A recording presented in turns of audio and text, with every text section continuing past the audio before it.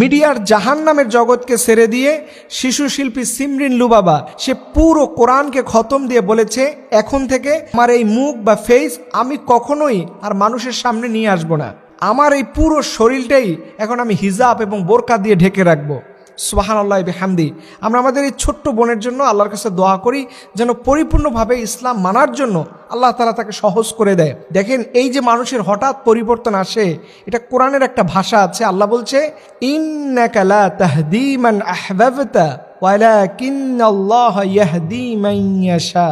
আল্লাহ বলেন, আমি যাকে ইচ্ছা যেইভাবে যখন খুশি তখন তার জীবনটা পরিবর্তন করে দেয়। আমাদের লাইফস্টাইলটা এখন এমন হয়েছে, আমরা নিজেদেরকে পরিবর্তন করতে পারি না।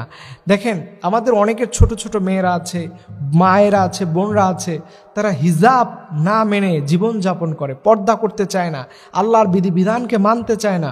আমি তাদেরকে বলি, একটা মহিলা মানুষ, একটা মেয়ে, একজন নারী, একজন মা, সে যদি পর্দা না করে তাহলে তার জন্য 3টা পুরুষ কিয়ামতের দিন জাহান্নামে আল্লাহর সামনে হাজির হবে। 1 নাম্বার হচ্ছে তার পিতা। এই নারীর কারণে পিতা জাহান্নামে যাবে, তার স্বামী যাবে এবং তার আদরের সন্তান, বড় সন্তান, সে জাহান্নামে যাবে। দেখেন, পুরো লাইফটাই চেঞ্জ হয়ে যাবে। এর জন্য যারা বাবাকে ভালোবাসেন, স্বামীকে ভালোবাসেন, সন্তানকে ভালোবাসেন, আমি আপনাদেরকে বলি যে এখন থেকে এই মুহূর্তে আপনি নিয়মিত পর্দা করে চলবেন, ইসলামিক জীবন যাপন করবেন, দেখবেন আপনার পুরো জীবনটাকে আল্লাহ তাআলা রহমত আর বরকত দিয়ে ভরে দিবে।